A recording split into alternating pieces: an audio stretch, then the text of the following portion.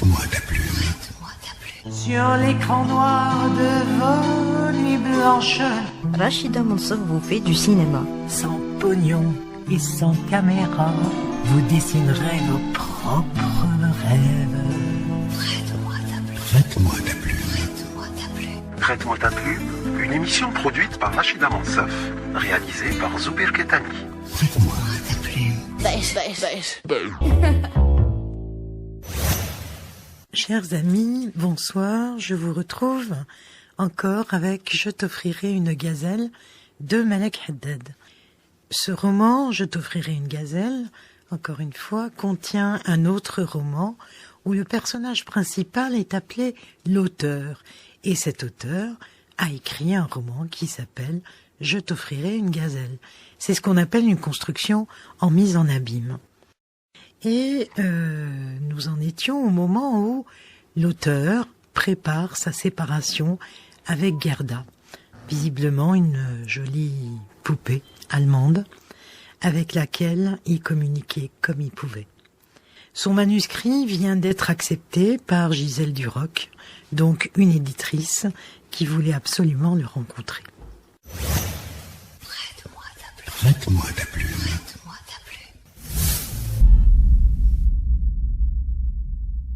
Défavorable, défaitiste, désastre. Le mot dansa enfin, comme l'objectif à la jumelle qu'on règle, comme la projection d'un générique qu'on met au point. Le mot s'installa, se fixa, s'immobilisa. Définitivement. Gerda maria les deux mots, séparation et définitivement, dans leur synthèse maudite. Elle était toujours étendue sur le lit, ses cheveux défaits, ses jambes à demi dénudées, ses seins affolés. Puis elle comprit. Elle se couvrit brusquement. L'auteur alla à la fenêtre. Quand Gerda partit, l'auteur ne lui dit pas adieu, puisqu'il ne parlait pas l'allemand. Dans ces histoires-là, il n'y a que les points de suspension qui ont quelque chose à dire. Mais ensuite, quand il fut sûr qu'elle avait quitté l'hôtel, et cela, le pigeon qui roucoulait là pouvait en témoigner, l'auteur pleura en refermant l'étui vide de l'harmonica. Il tira les draps. On a vu ce soir-là, dans les rues de Paris, une idée désolée d'avoir perdu ses gants. La tournée des Grands-Ducs s'acheva chez le prince. Le prince, M. Maurice, qui hocha longuement la tête, sans oser toutefois refuser de servir. « Eh ben, vous voilà dans un fichu état. Vous êtes beau. Ah oui, vous êtes beau. » On ne voit que les yeux de l'auteur et la bouche qui réfléchit à leur place. La coccinelle?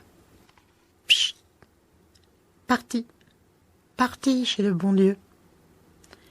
Puis l'auteur continue, monologue trébuchant, mais d'imperturbable logique. Le pigeon s'est fait sauter la cervelle. Il en avait marre, monsieur Maurice. Il en avait marre. La môme du coin, Josette, une grande fille que l'auteur appelait ainsi parce qu'elle se tenait toujours dans un coin de la chope, près de l'appareil à musique, remettant 100 fois le même disque, la môme du coin eut un long regard flegmatique en commentant. « Si c'est pas malheureux, un homme instruit. » Monsieur Maurice protesta. Vous, la môme du coin, on ne vous demande pas votre avis. La fille sortit de son flegme. Non mais, des fois, la môme du coin. Mais j'ai un nom, monsieur, j'ai un nom. La môme du coin. Vous m'entendez? Comme si je ne payais pas mes consommations. Monsieur Maurice avait en effet adopté le jargon de l'auteur. Il baignait ainsi dans une étrange mythologie. Il y avait la coccinelle, il y avait les caleçons repassés, un monsieur toujours correct et toujours pressé. Il y avait le gardien de la Constitution, un garde mobile qui, entre deux factions, venait depuis la caserne de la rue de Tournon prendre son Côte-du-Rhône. Il y avait enfin la môme du coin qui se disait infirmière, qui l'avait peut-être été, et qui épisodiquement, jusqu'au petit matin, buvait du rouge. Le gros rouge qui détache, plaisantait l'auteur, en écoutant Brassens promener Aragon dans les amours malheureuses. La môme du coin s'est calmée. Le gros rouge qui détache a fini dans sa mémoire. Elle quitte l'appareil à musique et s'approche de l'auteur. Elle s'assoit à sa table. Le regard de l'auteur est parti très loin. Vous permettez ? Elle s'offre une cigarette. M'en fous. Mais ça alors, je m'en fous. Ça le soulage, l'auteur, de dire et de répéter « je m'en fous ». Il affirme par là qu'il n'accorde aucune importance à ce qui pourrait en avoir et qui 10 fois sur 9 n'en a pas. Mais alors, ce que je m'en fous! La môme du coin propose. Je vous offre quelque chose? L'auteur n'a pas dit « je m'en fous ». Le rosé, ça compte. Il vide toujours son verre d'un seul trait. Il fait l'admiration et l'effroi de M. Maurice. Il sort 20 francs. Il essaye de se lever et tente de se diriger vers l'appareil à musique. Ses jambes ne le soutiennent plus. Le plafond s'est trompé d'endroit. Même la géométrie qui veut me baiser, il se rassoit. Il doit peser des tonnes. Le mot géométrie a impressionné la môme du coin. Il demande « Mettez-moi un disque. » « Lequel ? » « Le vôtre. » Le poème n'est plus de Louis Aragon. Il n'est plus chanté par Georges Brassens. C'est une chanson de la môme du coin. Le poème est vivant. Il vit la vie des autres. Aragon continue dans la môme du coin, dans ce bistrot de Paris, où Aragon n'a peut-être jamais mis les pieds. On peut douter qu'un jour, il fut écrit par une main pâle et pensive, une main qui connaît la chaleur d'une main, une main de poète, orpheline de lilas, un poète de la France qui aime beaucoup la France et les lilas. De qui est ce poème? Il n'est pas d'Aragon, il n'est plus d'Aragon, il est signé la môme du coin. Elle l'a composé depuis qu'il est parti pour ne plus revenir, l'abandonnant, enceinte, après 3 ans de vie commune.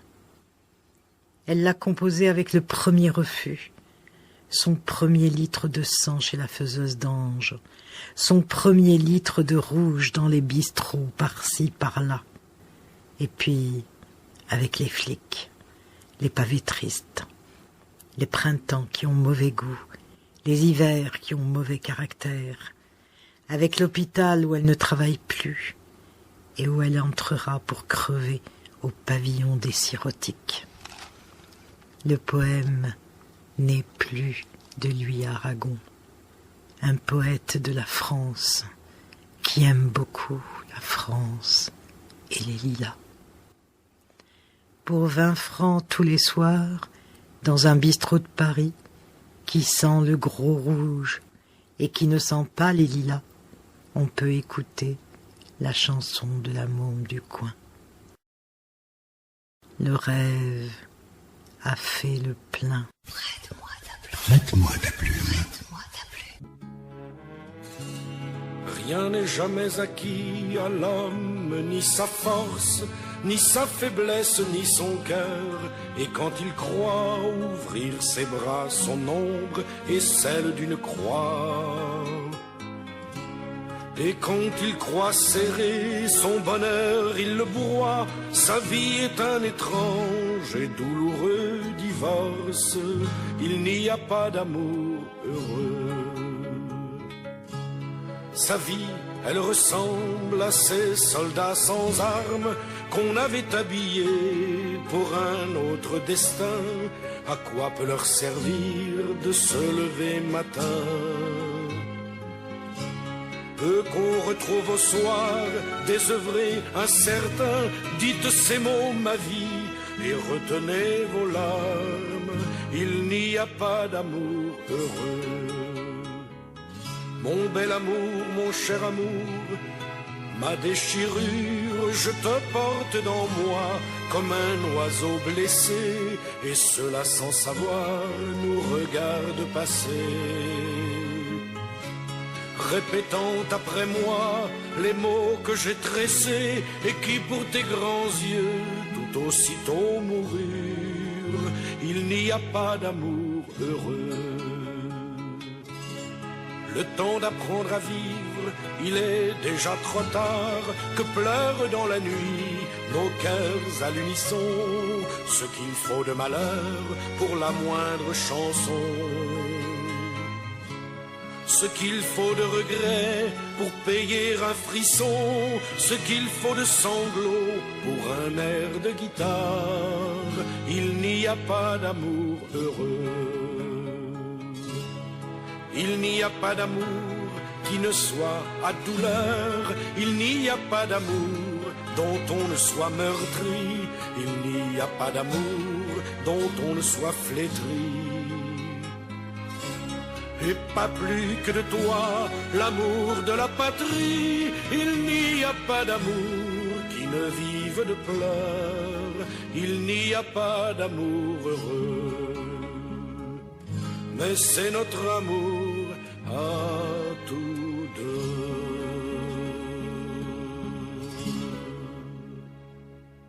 Toi, monsieur Maurice, je t'appelle Don Quichotte.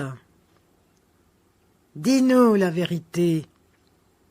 La nuit dernière, n'as-tu pas rêvé que tu remontais le boulmiche sur un cheval de roi, que les enfants t'applaudissaient, que les agents de police te saluaient militairement, et toi, le beau blond, gardien de la Constitution, n'est-ce pas à Valmy que je t'ai rencontré? Là encore, on raconte qu'il y avait des moulins. Pour l'auteur, ivre ou bien à jeun, la vie était. La vie n'était qu'un phénomène littéraire. Pendant ce temps-là, la môme du coin s'écoute religieusement. Dites ces mots, ma vie, et retenez vos larmes. Il n'y a pas d'amour heureux. Les yeux ont suivi les mots dans l'arrière-salle de l'expérience. La môme du coin se penche vers l'auteur. Dites, c'est vrai ce que m'a raconté monsieur Maurice? L'auteur fait aussitôt une mise au point. On ne dit pas monsieur Maurice devant moi. On dit le prince. Bah, si ça peut vous faire plaisir. C'est vrai ce qu'il m'a dit, le prince. Il m'a dit que vous connaissiez Aragon. Elle attend. Elle commande du vin. Le disque est obsédant comme un feu clignotant. Ce qu'il faut de regret pour un air de guitare. Oui, je le connais. Elle soupire. Elle soupire encore. Oh là là, c'est une grande dame, la môme du coin. L'auteur le savait bien. Elle a eu ces mots, ces simples mots. Ce qu'il doit souffrir, le pauvre. L'auteur ne répond rien tout de suite. Quel poète ne souffre pas? À force de souffrir, ils en deviennent souffrants, ces gens-là. Mais ils ne ressemblent jamais tout à fait à leur souffrance. Il est rare qu'un poète mérite entièrement son lecteur. Vous savez, il ne m'a pas fait ses confidences. Et puis, merde à la fin, j'en ai marre de penser. Laissez-moi réfléchir. La souffrance de la môme du coin vient tous les soirs tourner en rond dans une tête ou sur un disque. Dans les rues du quartier, on a vu ce soir-là une idée désolée. Vers 3 heures du matin, boulevard Saint-Germain, l'auteur ivre-mort s'endormit près de la boutique d'un naturaliste. Dans la vitrine, une gazelle empaillée regardait la nuit, très étonnée qu'elle fût si noire. Prête-moi ta plume. Moulay aimait tout simplement. C'est le désert qui complique tout. Gisèle Duroc lut cette phrase à son mari. C'est le désert qui complique tout. Eh bien, que dit-il d'extraordinaire? Jean Duroc se plongea dans le monde. Rien. Rien d'extraordinaire, fit Gisèle. C'est le désert qui complique tout. Un Dufy tout bleu s'ennuyait sur le mur. Des livres, beaucoup de livres allaient jusqu'au plafond. La nuit s'arrêtait là, et la vie sommeillait. L'ennui donnait à la pièce une odeur insupportable de fausse sérénité. Allongée sur un divan, Gisèle lisait une page, puis reposait le manuscrit près d'elle. Les points de suspension l'emportaient de beaucoup sur la chose écrite. Elle cherchait dans la pénombre le visage de l'auteur. Alors, quand elle saisissait un regard, une attitude, un sourire surtout, une émotion fluide comme une eau enchantée lui coulait sur les joues. Tout son corps inventait ce grand marchand de sable. Le temps passé devenait chose perdue. Elle aimait. Elle choisissait la vaste plénitude de l'aventure qui parle. Le drame avait bon goût. L'auteur était un bruit de train dans la steppe désolée. L'auteur était présent. Il y a 1000 façons d'être veuve ou célibataire. Elle se dit « Ma vieille Gisèle, tu es fichue. » Mais l'émotion coulait sur ses joues, sur sa poitrine. Les épaules de son mari, découpées par le journal, lui semblaient un petit mur rondelé, prétentieux et ridicule. Quelques bornes poisseuses sur la piste insipide. L'hirondelle, attardée au premier soir d'automne, n'a pas un seul regard pour l'été qui s'en va. C'était pourtant Jean Duroc. Jean Duroc avant son pyjama et la robe de chambre, avant le téléphone éloquent, le sourire un peu gras. Elle l'avait aimé passionnément. Elle avait cru en lui. Aujourd'hui, elle était la compagne absente du nombre. Jean Duroc lisait Le Monde tous les soirs. À courtiser la gloire, il s'était essoufflé.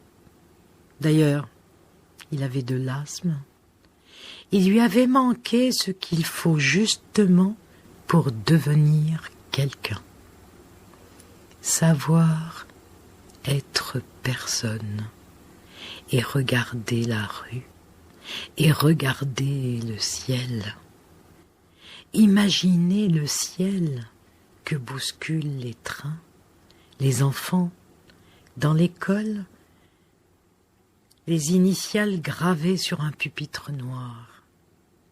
Imaginez le chalet qui résiste à l'hiver, l'Isère qui broute ses rives, ou le Mississippi qui plane, la place du marché, le fripier mécanique, le soleil impérial à l'instant de midi, ou bien la plage triste que les cartes postales ont fui, un regret que la mer s'obstine à répéter, ou bien dans ce village, le père qui sait les moissons rentrées et qui rêve d'un gendre travailleur comme lui. Imaginez ce lecteur qui attend qu'on écrive à sa place un chef-d'œuvre et qu'à sa place on dise ce qu'il n'a pas vécu. Imaginez surtout l'insuffisance d'une générosité verbale et la suffisance des mots. Ces mots qu'un vent malin inventa pour l'espoir, pour un matin de neige au jardin rénové. Ces mots comme le sable dans cette phrase désertique qu'irrigue cependant l'illusion de dire quelque chose. Il est impossible à une femme d'aimer un mari infidèle à l'image des premières rencontres. L'adultère n'est pas là où on y pense. Ce n'est pas le mari qui est trahi. C'est l'épouse qui s'est trompée. Gisèle à l'âge du bilan. Sa vie n'a pas de talent. Un de ces romans bien écrits, bien construits, sans trop de prétention, sans trop d'humilité. Un va comme je te pousse, ensoleillé par-ci par-là, mais rien de souterrain, rien de ce qui fait la pluie ou le beau temps. On appelle ça le bonheur conjugal, l'équilibre statique de l'à peu près confortable. Ça, rien que ça, rien du tout. Juste à peine ce qu'il faut pour avoir de la mémoire, sinon des souvenirs.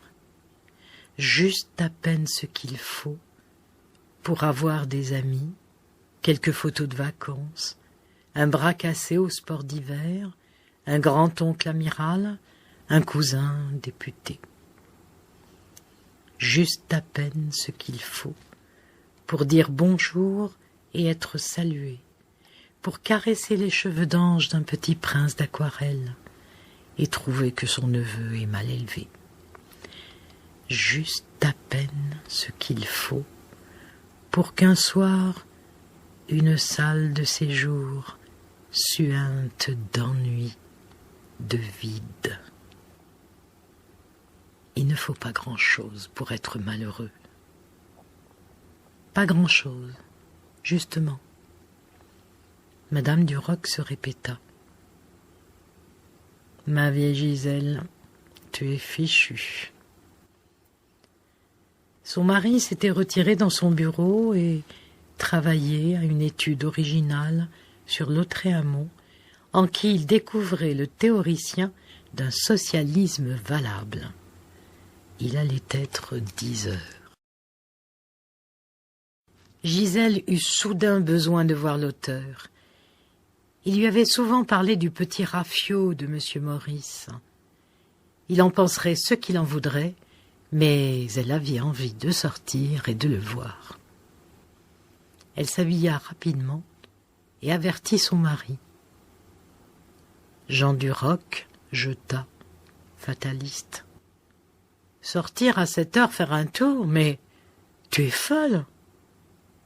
Gisèle approuva 2 fois. Il faisait tranquille sur Paris, comme sur un énorme décor de théâtre abandonné. La nuit était immobile. Un taxi conduisit Gisèle au quartier latin.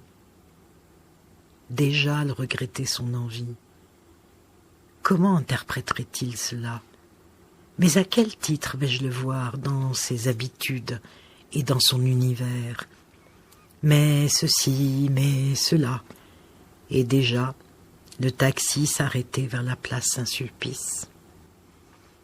L'église était énorme, menaçante, noire. Les petites rues ne faisaient pas de bruit. Elle se dirigea vers le bistrot du Prince. Elle n'hésita pas avant d'entrer. Le café était vide. Monsieur Maurice lisait près de son téléphone. Elle ne reconnut pas le prince. Elle demeurait sur le seuil, interdite. Monsieur Maurice n'avait pas levé les yeux, et tout en continuant à lire, il maugréa. « Vous pouvez fermer la porte, bon Dieu !» Gisèle s'excusa et ferma la porte. Alors le prince leva les yeux, ses yeux de connaisseur. C'était pour lui une tête inconnue. Il pensa, elle n'est pas du quartier. Il pensa aussi, ni une étudiante, ni une rouleuse. Il pensa encore, elle n'a pas l'habitude de venir dans un bistrot pareil. Et cela le vexa. Mais il n'en fit rien voir. Il pensa enfin, qu'est-ce qu'elle fiche ici? Il pensait vite et beaucoup, monsieur Maurice. Puis il quitta le téléphone et son journal et, droit, comme un capitaine à sa passerelle, il s'enquit. « Pour votre service ?» Mais Gisèle ne bougeait pas, n'avançait pas. Monsieur Maurice éclata de rire, ce bon gros rire dont aussitôt il s'excusait. « N'ayez pas peur, elle ne vous mordra pas. D'ailleurs, ça ne mord pas. » Au beau milieu du comptoir, la gazelle empaillée regardait vers Gisèle de tout son petit museau fragile et pointu. « C'est du beau travail, hein? On la croirait vivante. » Gisèle s'entendit répondre en écho. « Oui, on la croirait vivante. » Elle s'approcha du comptoir. Monsieur Maurice expliqua. « Ça s'appelle une gazelle. On ne connaît pas ça par ici. Je me demande même s'il y en a au jardin des plantes. » Gisèle finit par demander. « Où l'avez-vous acheté ?» Fièrement, un peu emphatiquement, et tout en caressant la bête, monsieur Maurice lança. « On me l'a confié. » Une coquetterie de prince, ce « on », pensa Gisèle, qui n'osa questionner davantage. Elle s'assit et inspecta les lieux, le plafond un peu bas, les murs d'un jaune sale. C'était donc là. Monsieur Maurice avait servi un grog. Elle dit « Merci, le prince. » Monsieur Maurice sursauta. Il ne doutait pas de son titre, mais c'était néanmoins une surprise. Il en devint tout rouge. « Vous savez donc comment je m'appelle ?» Parce qu'en réalité, il était bien convaincu que monsieur Maurice n'était qu'un surnom. Montrant du doigt la gazelle, Gisèle fit « Est-ce qu'il passera ce soir ? Il est peut-être déjà passé. » « Non, il n'est pas encore passé, mais il ne va pas tarder, c'est son heure. » « Dans quel état sera-t-il ?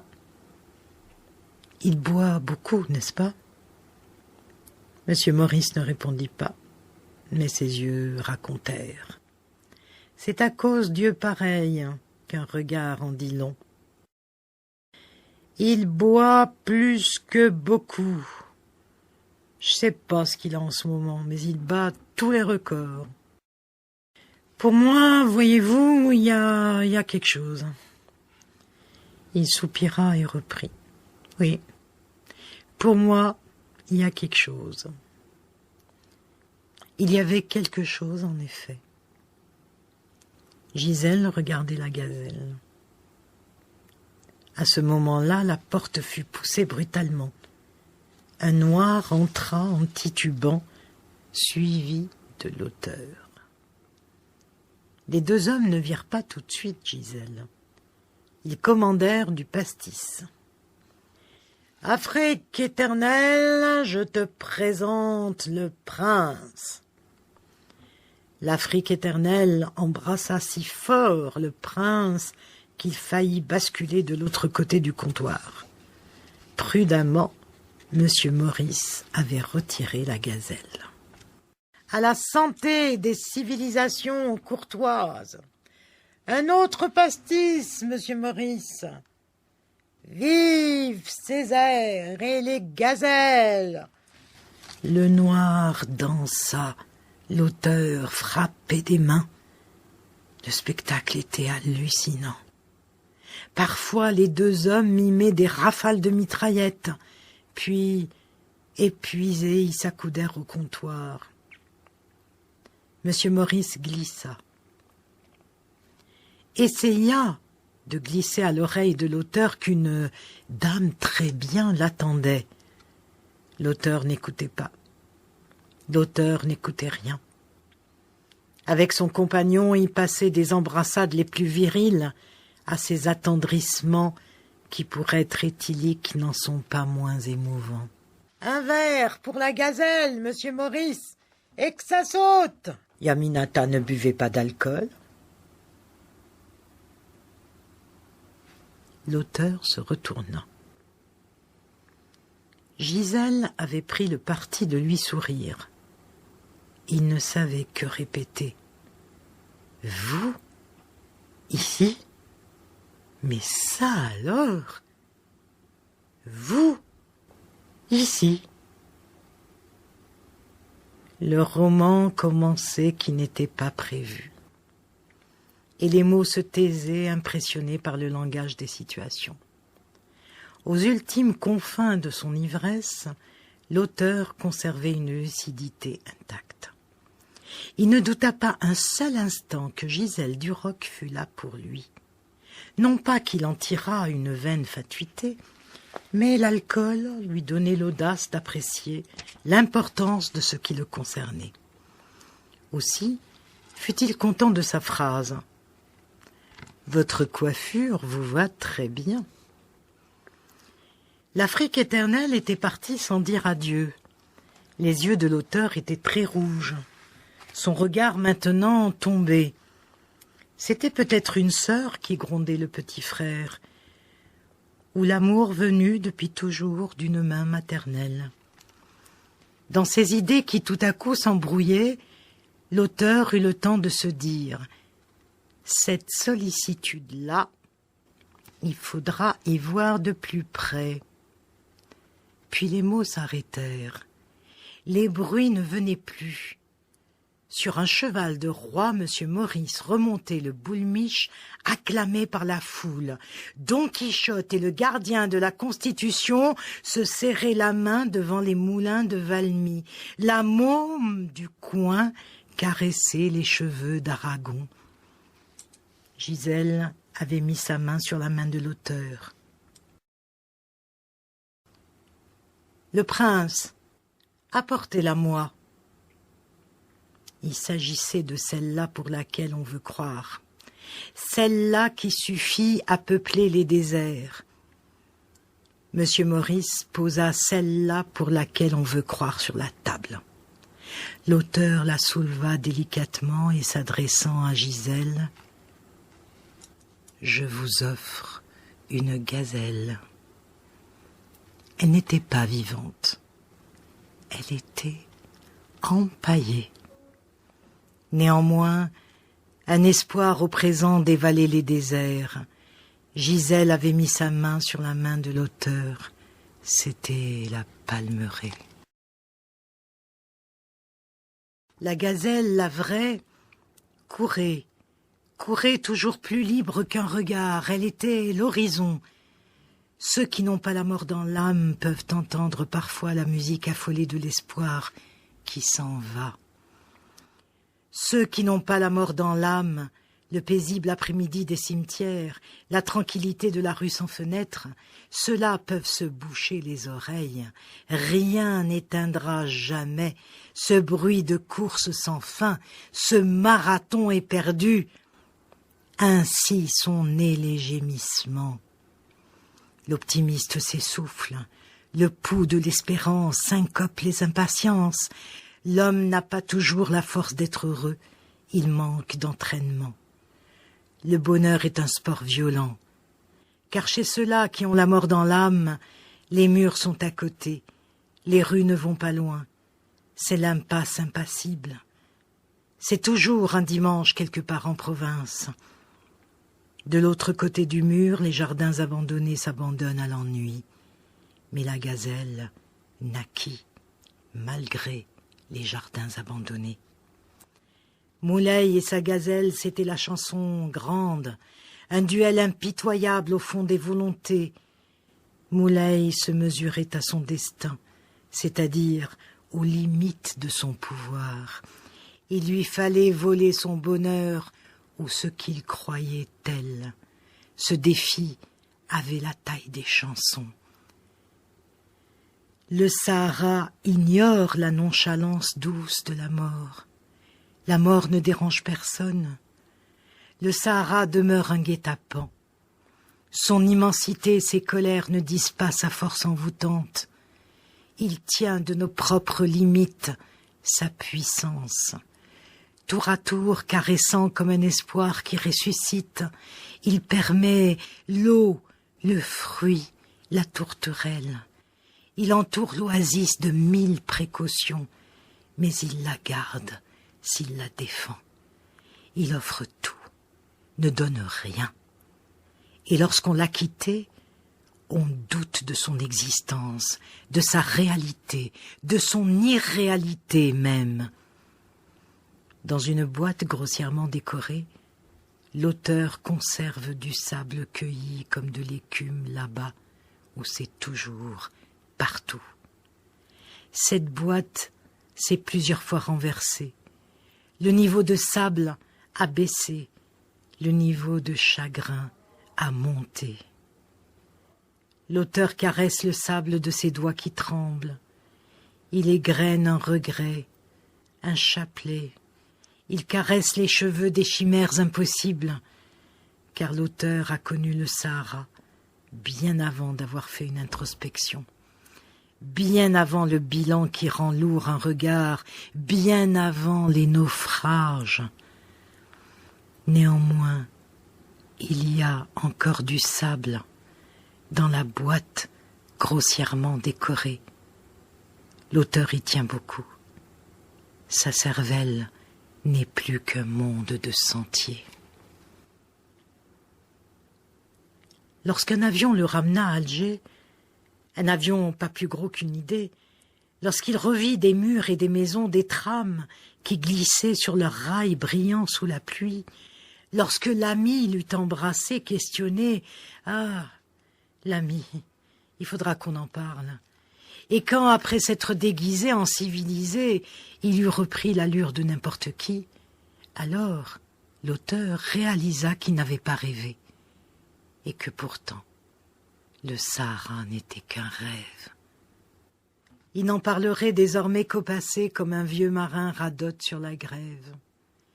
Il comprit que désormais il lui faudrait se souvenir, prisonnier d'un autre monologue, poursuivi par le désert, éternellement à la merci d'un Sahara. Ce qu'il avait cru ne devoir être qu'une parenthèse s'étalait sur toute la phrase. Le sable rapporté qui glissait entre ses doigts était sa seule preuve et tout son désespoir. Entre lui et les autres, il y avait le désert. Il y aurait toujours entre lui et les autres le désert. Ce désert qui bien vite s'habilla en maison, en goudron, en poste de radio, en guerre, en peur, en chansons fracassées, en meubles modernes. Alors, il inventa la gazelle. Il l'inventa pour les autres, c'est-à-dire pour lui. Chacun la sienne. Ou alors le dimanche ennuyeux quelque part en province vous saute à la gorge, et c'est fini. La fleur est morte, la fleur ne dit plus rien. Quand l'auteur était revenu du Sahara, l'ami avait constaté « Alors, tu n'as rien à raconter ?» L'ami n'avait pas insisté, mais il avait cependant ajouté « C'est elle que tu es de retour ?» Là encore, la réponse ne vint pas. Sur les hauteurs d'Alger, la montagne était rouge. Le port vaquait à ses démarches. Le ciel était plus bleu qu'au Sahara. La ville était alerte. Non. Hourida ne sait pas que je suis revenu.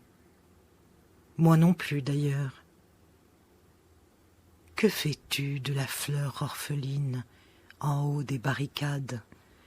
Que fais-tu de la rose inventée sur le poème saccagé? De la neige endormie sur les pierres rouillées? L'ami connaissait le rêve découpé sur les nuages incandescents. Je rentrerai dans Timgad endormi par la porte de Trajan. Il fera nuit et clair de lune, la neige brillera dessus le mont Chélia. J'irai vers le théâtre antique pour haranguer les songes. Cette fleur orpheline en haut des barricades m'y viendra retrouver. Je saluerai les pierres patientes. Sur les dalles romaines, le cortège des fellahs s'avancera pour reconnaître son enfant. Tous les fellahs seront des princes. Je dirai « Peuple, je t'apporte la bonne graine des violettes qui poussent et pousseront dessus le mont Chélia. Je t'apporte l'enfant recueilli dans les ténèbres de mon doute. Je t'offre la gazelle ramenée du désespoir. Je rentrerai par la porte de Trajan, et j'ai choisi Timgad, Timgad l'endormie, Timgad la veilleuse. Ici les vents soufflèrent, ici les vents ne s'arrêtèrent pas. La hyène sortira par la porte de Trajan, et je dirai « Peuple, ne gaspille pas tes forces à poursuivre la hyène, elle s'en ira mourir dans la plaine et dans sa solitude. Regardez la gazelle que le bon Dieu m'offrit. Il nous faudra trouver le secret de la chaleur en cherchant dans nos cœurs. Tant que l'hiver n'entrera pas dans nos cœurs, le froid, même le froid, nous réchauffera. Et puis je te présente, ô peuple mon frère, cette fleur orpheline en haut des barricades. Voici mon âme et ses yeux noirs. Voici mes yeux et ma musique. Je l'appelle Hourida pour narguer les broussailles. Et je te demande ta bénédiction, peuple de Fellah, peuple de princes. Je te demande de bénir mes épousailles. Je lâche les colombes, je dédicace le ciel. Le malheur sortira par la porte de Trajan. Par la porte de Trajan, l'hiver et la nuit s'en sont allés. Sur Timgad, les faucilles ont moissonné l'aurore. L'auteur avait eu 20 ans. Par la porte de Trajan, sa jeunesse a passé. Et ce jour-là, à Alger, il avait dit à l'ami, en se regardant dans une vitrine de la rue d'Isly, « Tiens, tu as des cheveux blancs. » Voici Yaminata qui valait 20 chamelles blanches et un poème sacré. Elle s'avance vers Moulay, le regardant bien en face, mais ne le voyant pas, tellement elle est émue. Voici le cocoumen qui protège l'amour. Et vers l'est, tout près, le cimetière attentif. Voici la guelta au bout de l'oasis et la dune qui garde l'empreinte des gamins qui ont cabriolé tout l'après-midi. Les yeux de la guelta sont des yeux verts. Les palmiers font une garde d'honneur. Quelque part dans la palmeraie, un jardinier chante. Le vent du soir, rih al-bahar. Le vent de la mer est venu jusque-là. Le vent du soir a traversé le désert. Voici le bout du monde. C'est encore plus loin que le bout du monde. Voici Yaminata qui dit « Bonsoir, monseigneur ». Voici Moulay qui répond « Bonsoir, ma fille ». Puis Moulay a lu la peur dans les mains de sa bien-aimée. Elle lui a raconté Kabèche. Elle lui a raconté le lieutenant Masson. Elle lui a raconté l'araignée mauvaise et patiente. Voici Moulay qui conduit son regard comme il conduit son camion. Comme le soir, il dirige ses pas sur les traces de pneus qui lui servent de piste. Voici l'idée qui est venue, brusquement, évidente, fragile. Avoir un enfant. Avoir un enfant de Yaminata et mettre entre l'araignée et la mouche l'abeille de l'impossibilité. Une seconde, Moulay imagine Yaminata enceinte. C'est une enfant. Les enfants font-ils des enfants? Mais il faut défendre l'amour, il faut faire l'amour. Mais Yaminata lui a dit « Monseigneur ». Mais il a dit à Yaminata « Ma fille ». N'importe. Il faut passer par-dessus les mots. Il faut passer par-dessus la pudeur. Il faut reculer les limites du blasphème jusqu'aux frontières du sacrifice antique et éternel. Or voilà que l'idée ne trouve pas aisément les mots qu'il faudrait dire.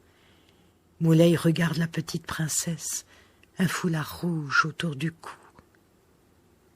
Ce foulard, il le lui avait acheté un jour à Tripoli. Il venait des soieries lyonnaises, mais il n'était vraiment rouge et vraiment prestigieux qu'autour du cou de Yaminata. Partout ailleurs, il aurait fait bon archer. Ici, au pied du cocoumen, il était l'écharpe fabuleuse d'une princesse bleue. L'idée ne trouve pas aisément ses mots. Alors il ne faut pas parler. Alors il faut attendre la nuit de tout temps, surtout au bout des temps, surtout au bout du monde, fut bonne conseillère. Il faut attendre que les tourterelles cessent de roucouler pour s'endormir dans les écailles chaudes des palmiers.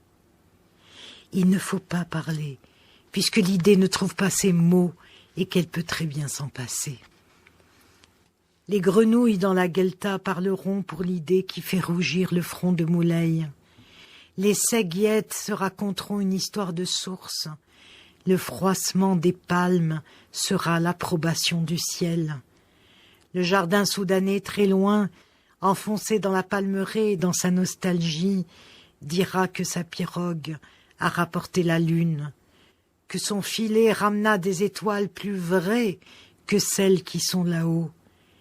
La nuit, par tous ses frémissements, la nuit totale parlera pour l'idée. Voici Moulay et voici Yaminata qui sont le rêve de la nuit. Voici Moulay et Yaminata qui regardent les palmes et la main de Moulay qui caresse l'écharpe rouge et le sein de la princesse bleue. Voici Yaminata qui a dit les mots que l'idée ne trouvait pas.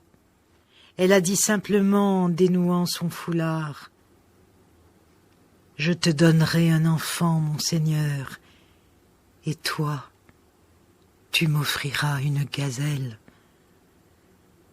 Puis elle a dit à l'instant du miracle « Je t'aime ». En arabe, c'est un verbe qui dépasse l'idée. Prête-moi ta plume.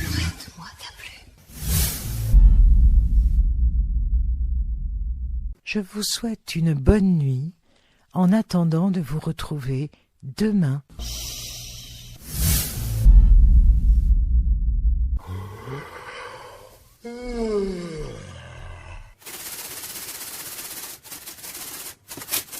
Rachida Monsef, prête-moi ta plume. Texte choisi et lu par Rachida Monsef. Prête-moi ta plume, émission réalisée par Soubir Ketani.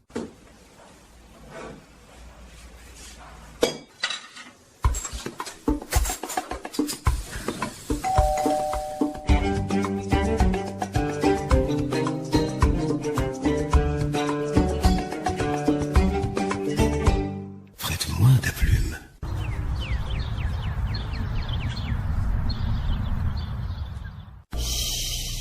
Prête-moi ta plume.